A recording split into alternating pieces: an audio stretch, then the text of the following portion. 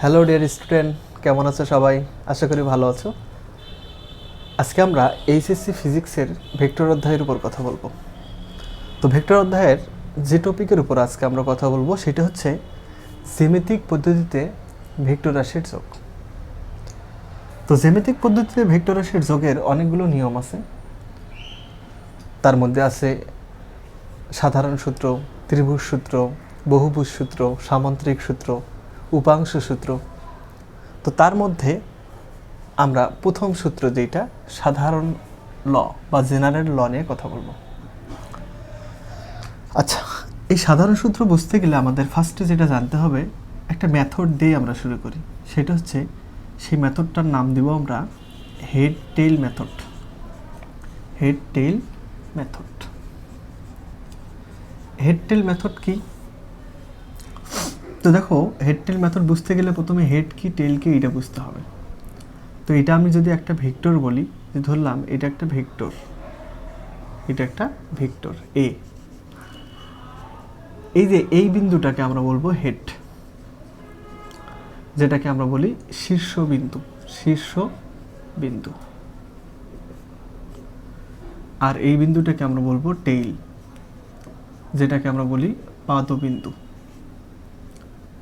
যেটাকে আমরা বলি পাদবিন্দু।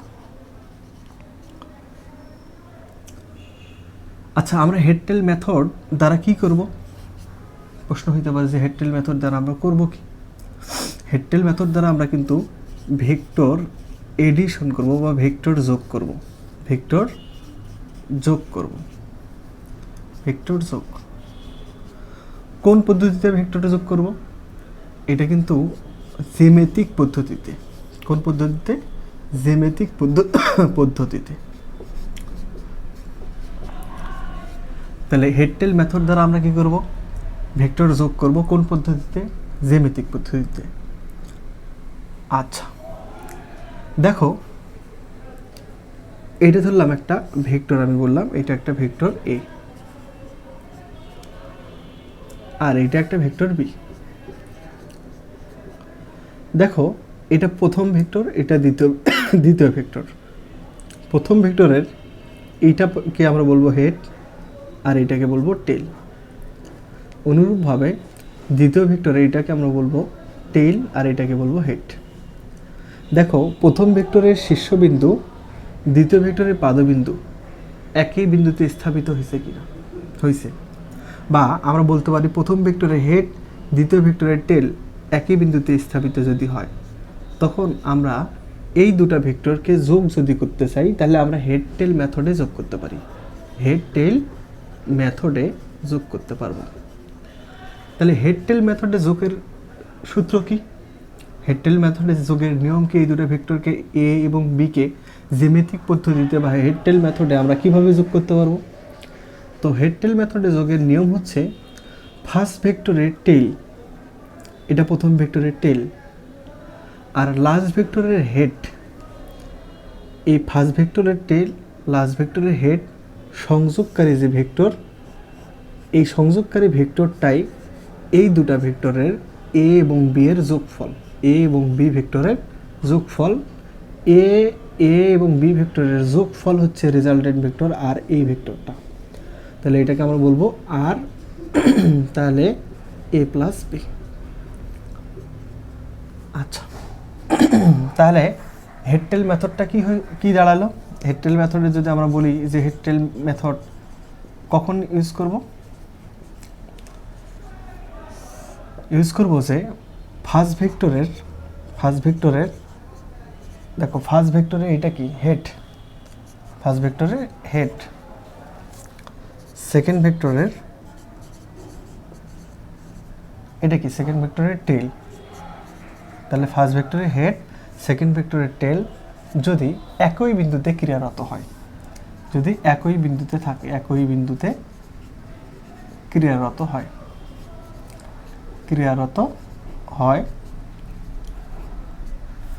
তখন এই দুটো ভেক্টরের যোগফল যেটা হবে, এই দুটো ভেক্টরের যোগফল যেটা হবে, বা বলতে পারি রেজাল্টেন্ট ভেক্টর, এই রেজাল্টেন্ট ভেক্টরটা কি? এই রেজাল্টেন্ট ভেক্টরটা হবে ফার্স্ট ভেক্টরের টেল, আমরা বলবো ফার্স্ট ভেক্টরের টেল প্লাস এটা কি লাস্ট ভেক্টরের হেড প্লাস লাস্ট ভেক্টরের টেল। তাহলে এইটাই হবে রেজাল্টেন্ট ভেক্টর।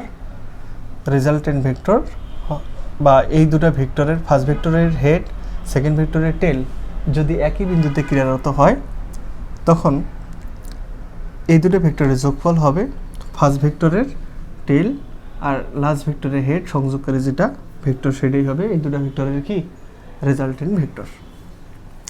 তো আমরা হেড টেল মেথড সম্বন্ধে বুঝলাম। আচ্ছা, তাহলে ভেক্টর যোগের সাধারণ সূত্রটা কি? তাহলে ভেক্টর যোগের সাধারণ সূত্রটা তাহলে কি? তো ভেক্টর যোগের সাধারণ সূত্রটাও কিন্তু ওই একই কথা। সেটা হচ্ছে কি, সূত্রটাই আমরা আগে লিখি। সূত্রটা হচ্ছে সমজাতীয় দুটি ভেক্টরের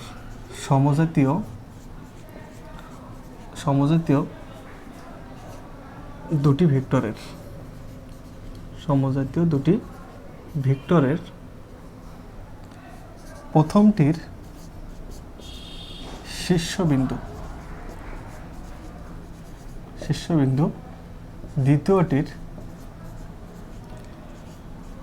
দ্বিতীয়টির পাদবিন্দু একই বিন্দুতে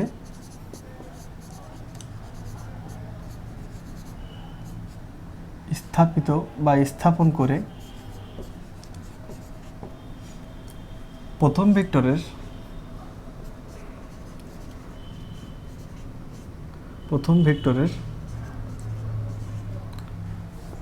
পাদবিন্দু ও দ্বিতীয় ভেক্টরের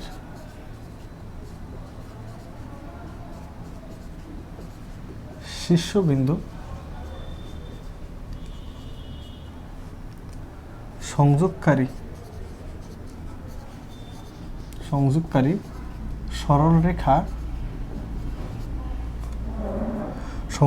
সরলরেখার দিকে লব্ধি ভেক্টরের দিক নির্দেশ করবে এবং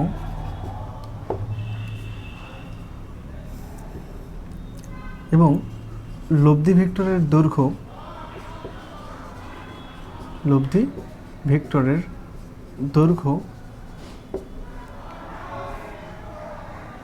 লব্ধির মান নির্দেশ করবে।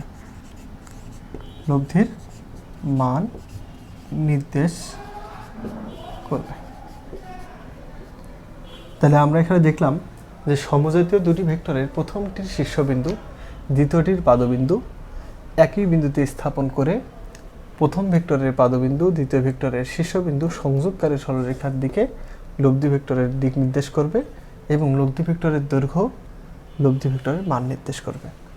তো এই কথাটার সাথে আমরা যদি একটু মিলাই নেই, সেটা হচ্ছে কেমন? দেখো, আমরা এখানে দিলাম, মনে করো উদাহরণ দিয়ে এই সংখ্যাটা একটু আমরা মিলাই দেখি। তাহলে আমরা বলছিলাম সমজাতীয় দুটি ভেক্টরের প্রথমটির শীর্ষবিন্দু, তাহলে প্রথম ভেক্টর ধরলাম এ, এর শীর্ষবিন্দু ধরলাম এইটা, এবং দ্বিতীয় ভেক্টরের পাদবিন্দু ধরলাম। তাহলে দ্বিতীয় ভেক্টরের পাদবিন্দু দেখো, প্রথম ভেক্টরের শীর্ষবিন্দু বা হেড, দ্বিতীয় ভেক্টরের পাদবিন্দু বা টেল একই বিন্দুতে স্থাপন করে প্রথম ভেক্টরের টেল এবং দ্বিতীয় ভেক্টরের হেড বা প্রথম ভেক্টরের পাদবিন্দু এবং দ্বিতীয় ভেক্টরের শীর্ষবিন্দু সংযোগকারী সরলরেখার দিকে লব্ধি ভেক্টরের দিক নির্দেশ করবে এবং এই লব্ধি ভেক্টরের দৈর্ঘ্য এই ভেক্টর দুটার মান নির্দেশ করবে বা লব্ধি ভেক্টরের মান নির্দেশ করবে। তাহলে আমরা এখান থেকে বুঝলাম যে যদি কখনো দুটা ভেক্টর, প্রথম ভেক্টরের শীর্ষবিন্দু, দ্বিতীয় ভেক্টরের পাদবিন্দু যদি একই বিন্দুতে স্থাপিত হয়, তাহলে প্রথম ভেক্টরের পাদবিন্দু এবং দ্বিতীয় ভেক্টরের শীর্ষবিন্দু সংযোগকারী সরলরেখাটা, এটাই হচ্ছে ওই দুটা ভেক্টরের যোগফল a প্লাস বি। এটা আমরা এখান থেকে বুঝলাম। আমরা যদি আরও উদাহরণ দিই তাহলে আরও উদাহরণ দিয়ে কিন্তু আরও ভালোভাবে আমরা বুঝতে পারবো। ধরলাম এটা একটা ভেক্টর এ, এটা একটা ভেক্টর বি, এটা একটা ভেক্টর সি। আচ্ছা, তাহলে এখানে কয়টা ভেক্টর বলো তো? এখানে এটা একটা ভেক্টর বি সি, তাহলে এখানে আমাদের কয়টা ভেক্টর? 3টা। তো দেখো, প্রথম ভেক্টরের হেড, দ্বিতীয় ভেক্টরের টেল, বা প্রথম ভেক্টরের শীর্ষবিন্দু, দ্বিতীয় ভেক্টরের পাদবিন্দু, এবং দ্বিতীয় ভেক্টরের শীর্ষবিন্দু হেড এবং তৃতীয় ভেক্টরের পাদবিন্দু একই বিন্দুতে স্থাপিত আছে কিনা? আছে। তাহলে আমরা বলবো হেড টেল মেথড ফলো করছে, হেড টেল মেথড ফলো করছে, বা আমাদের সাধারণ সূত্র ফলো করছে। তাহলে হেড টেল মেথড ফলো করছে। আচ্ছা, তাহলে হেড টেল মেথড ফলো করছে বা সাধারণ সূত্র ফলো করছে। তো এখন যদি সাধারণ সূত্র ফলো করে, তাহলে আমাদের বলতো এই যে 3টা ভেক্টর এ বি সি, এই 3টার যোগের নিয়ম কি? জ্যামিতিক পদ্ধতিতে যোগের নিয়ম কি?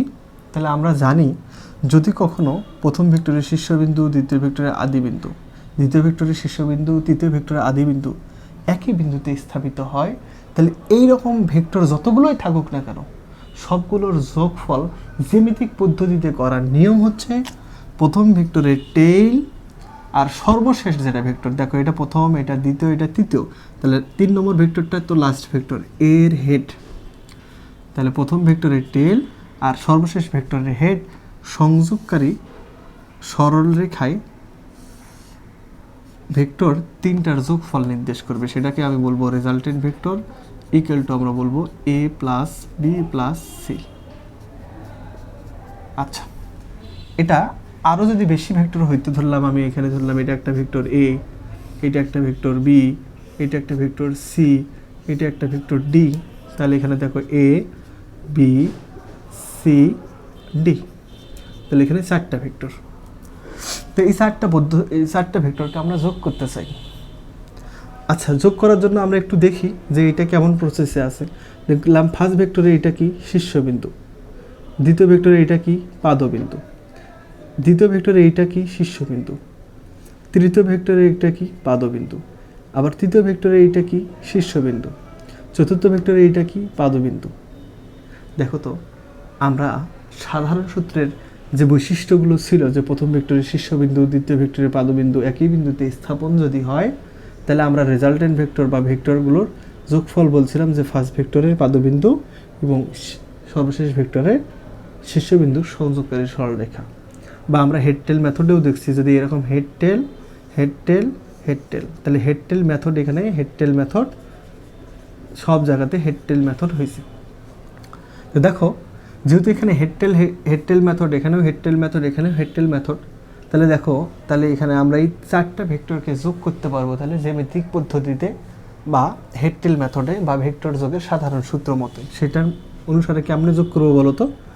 এই 4টা ভেক্টরকে যোগের নিয়ম হচ্ছে ফার্স্ট ভেক্টর খুঁজতে হবে, এই 4টার মধ্যে ফার্স্ট ভেক্টর কোনটা? এইটা। আর খুঁজতে হবে কোনটা বলো তো? লাস্ট ভেক্টর কোনটা? এইটা। তো ফার্স্ট ভেক্টরে এইটা কি বলো তো? টেইল। আর লাস্ট ভেক্টরে কি খুঁজতে হয় বলো তো? হেড। এই দুটা বিন্দু সংযোগ করে দিলে যে সরল রেখা, এই সরল রেখাটাই হবে এর রেজাল্টেন্ট ভেক্টর আর। তাহলে এই আর ভেক্টর ইকুয়াল টু বলতে এই রেজাল্টেন্ট ভেক্টর বা যোগফল যদি বলি, তাহলে এই আসলে এটা কার যোগফল? এটা আসলে এই যে A vector, B vector, C vector, D vector, এই 4টা ভেক্টরের যোগফল কোন পদ্ধতিতে? এটা হচ্ছে জ্যামিতিক পদ্ধতিতে। তাহলে আমরা বলতে পারবো R vector equal to A plus B plus C plus D. আচ্ছা, তাহলে আমরা খুব সহজে কিন্তু এটা বুঝতে পারলাম। আরও একটু আমরা দেখি। আচ্ছা, আরও একটু বিষয় যদি আমরা দেখি, ধরলাম এটা একটা ভেক্টর, এটা একটা ভেক্টর। আচ্ছা, তাহলে এই বিন্দুটার নাম দিলাম আমি ও, এই বিন্দুটার নাম দিলাম আমি এ। আচ্ছা, এটার নাম দিলাম বি। আচ্ছা, তাহলে এটা যেহেতু ও, পাদবিন্দু ও, শীর্ষবিন্দু এ, তাহলে এই ভেক্টরটার নাম আমরা দিই ও এ ভেক্টর। এই বিন্দুটার পাদবিন্দু যেহেতু এ, শীর্ষবিন্দু বি, তাহলে এই ভেক্টরটার নাম আমরা দেই কি এবি ভেক্টর। এখন দেখি এই যে ওএ ভেক্টরের শীর্ষবিন্দু কি এ, এটা হচ্ছে কি শীর্ষবিন্দু হেড, আর এবি ভেক্টরে এইটা কি পাদবিন্দু। দেখো তো এটা ভেক্টর যোগের সাধারণ সূত্র মিলছে কিনা, প্রথম ভেক্টরের শীর্ষবিন্দু দ্বিতীয় ভেক্টরের পাদবিন্দু একই বিন্দুতে স্থাপিত কিনা, হ্যাঁ একই বিন্দুতে স্থাপিত, বা হেড টেল মেথড ফলো করছে কিনা, করছে। তাহলে এই দুটো ভেক্টরকে যোগ করার পদ্ধতি কি, পদ্ধতি হচ্ছে প্রথম ভেক্টরের টেইল লাস্ট ভেক্টরের হেড, সংযোগকারী সরলরেখা হচ্ছে এই ভেক্টর দুটোর যোগফল, এটাই হচ্ছে রেজাল্টেন্ট ভেক্টর। বা এই রেজাল্টেন্ট ভেক্টরটাকে আমরা বলতে পারি, যেহেতু এটা আদি বিন্দু ও শেষ বিন্দু বি, এই রেজাল্টেন্ট ভেক্টর। আচ্ছা, এই রেজাল্টেন্ট ভেক্টর ইকুয়াল টু আমরা কি এখানে বলতে পারি কি O A vector plus AB vector. আবার দেখো এই রেজাল্টেন্ট ভেক্টর যদি আমরা দেখি, তাহলে এই রেজাল্টেন্ট ভেক্টর আসলে কি, এটা ও থেকে আদি বিন্দু ও শেষ বিন্দু বি, তাহলে এটাকে আমরা এই রেজাল্টেন্ট ভেক্টর বা আর ভেক্টরকে এখানটা আমরা ও বি ভেক্টরও বলতে পারি। তাহলে সেই সত্য মতে আমরা এখানে কি বলতে পারবো বলো তো, এটা হচ্ছে ও বি ভেক্টরও বলতে পারি, ইকুয়াল টু হচ্ছে আমরা বলতে পারি O A vector plus A B vector বলতে পারি। বুঝতে পারছো তো ব্যাপারটা? আচ্ছা আচ্ছা, এটা আমরা মিশাই দিলাম। আরেকটা উদাহরণ নিয়ে আসি। আচ্ছা, একই নিয়ম, একই উদাহরণ, আমরা ধরলাম এই বিন্দুটার নাম আমরা দিলাম এ, এই বিন্দুটার নাম দিলাম বি, এই বিন্দুটার নাম দিলাম আমি সি। আচ্ছা, তাহলে এই ভেক্টরটার নাম কি হবে বলো তো, এই ভেক্টরটার নাম হবে এ বি, এই ভেক্টরটার নাম কি হবে বিসি। দেখো তো এইটা ভেক্টর যোগের সাধারণ সূত্র খাটছে কিনা এখানে, হ্যাঁ প্রথম ভেক্টরের শীর্ষবিন্দু হেড এখানে, দ্বিতীয় ভেক্টরের পাদবিন্দু এখানে, হেড টেল মেথডও খাটছে, সাধারণ সূত্রও খাটছে। তাহলে এই দুটো ভেক্টরকে যোগ করার পদ্ধতি কি, প্রথম ভেক্টরের পাদবিন্দু শেষ ভেক্টরের শীর্ষবিন্দু সংযোগকারী সরলরেখা। তাহলে এইটা আসলে কি, এটা যদি এ, এটা যদি সি হয়, তাহলে এই ভেক্টরটার নাম হবে কি এসি। তাহলে এই এসি ভেক্টর ইকুয়াল টু আমরা কি লিখতে পারবো বলো তো, এইটা আর এইটা এ বি আর বিসি এই দুটোর যোগফলে তো এসি, তাহলে আমরা এখানে বলতে পারবো এ বি প্লাস কত বিসি। তাহলে এটা যদি আমরা এখানে লিখি যে AC vector equal to A B plus BC.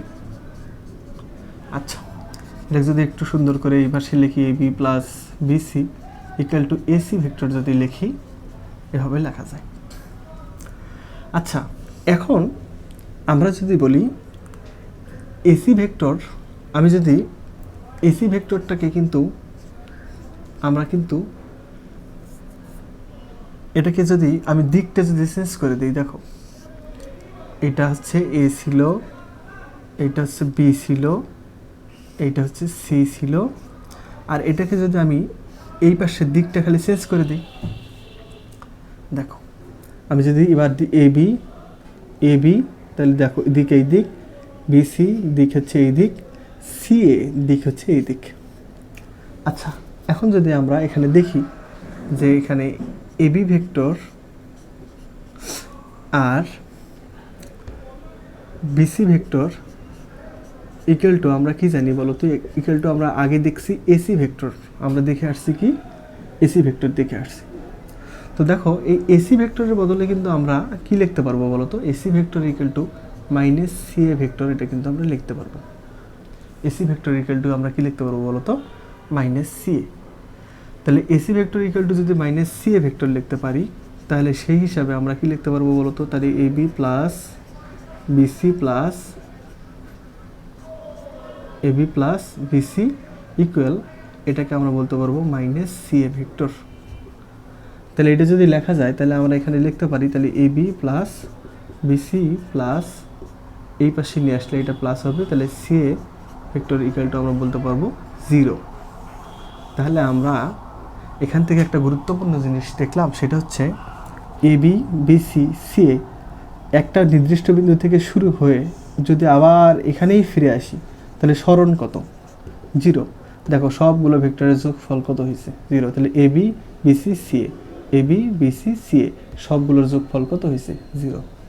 তাহলে আমরা এখানে বুঝলাম যে আদি অবস্থান থেকে যাত্রা শুরু করে আবার যদি ঘুরে ওই অবস্থানে ফিরে আসা যায়, তাহলে সবগুলো ভেক্টরের যোগফল 0 হয়। এইটাই হচ্ছে ভেক্টর রাশির যোগ। তাহলে এটা আমরা আজকে যেটা দেখলাম সেটা হচ্ছে জ্যামিতিক পদ্ধতিতে ভেক্টর যোগের সাধারণ সূত্র। আশা করি বুঝতে পারছো সবাই। ধন্যবাদ সবাইকে।